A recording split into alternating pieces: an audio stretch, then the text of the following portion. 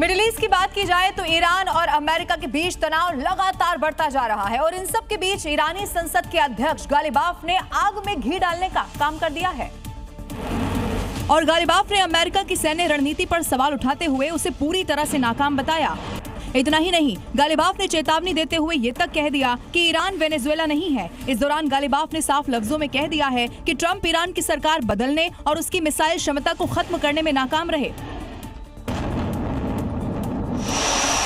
Ghalibaf यही नहीं रुके और अमेरिका को चेतावनी देते हुए बोले कि अमेरिका के पास पैसा और मॉडर्न हथियार ईरान से ज्यादा हैं। इसके साथ ही दुनिया भर में हमले करने की वजह से उनके पास अनुभव भी ज्यादा है, लेकिन सिर्फ पैसा और ताकत जीत की गारंटी नहीं होते।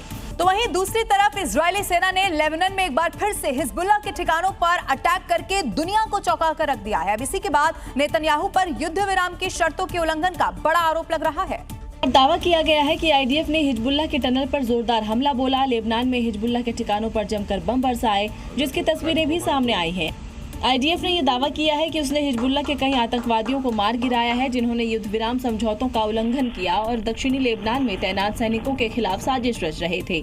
हालांकि इन हमलों के बाद इसराइल पर युद्ध विराम को तोड़ने के बड़े आरोप लगा रहे हैं। इस बीच इसराइल की सेना का कहना है कि 401वीं बख्तरबंद ब्रिगेड के सैनिकों ने आतंकवादियों के एक गुट की पहचान की, जिन्होंने युद्ध विराम समझौतों का उल्लंघन किया।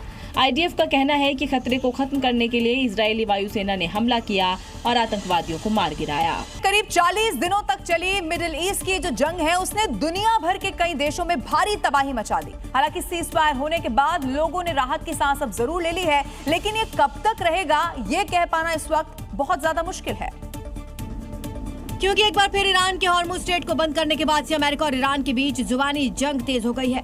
जहां आईआरजीसी ने धमकी देते हुए कहा, अमेरिका की नाकाबंदी हटने तक हॉर्मुज को बंद रखा जाएगा। ईरान ने साफ किया, ट्रंप की धमकी से हॉर्मुज नहीं खुलने वाला, बल्कि दुश्मन के हर जहाज को निशाना बनाया जाएगा। तो वहीं अमेरिका की धमकी के बाद ईरान ने चेतावनी दे डाली है कि इस बार अगर युद्ध शुरू हुआ तो पूरी दुनिया इसके प्रभाव में आएगी। ईरान के रेवोल्यूशनरी गार्ड आईआरजीसी ने जहाजों को वीएचएफ संदेश जारी कर कहा, किसी भी देश का कोई भी जहाज अब इस रास्ते से नहीं गुजर सकता। आईआरजीसी का कहना है ये फैसला तब तक लागू रहेगा जब तक अमेरिकी नौसैनिक नाकेबंदी हटाई नहीं जाती। साथ ही ईरान ने यह भी कहा, अब इस जलमार्ग से गुजरने के लिए उसकी मंजूरी जरूरी होगी।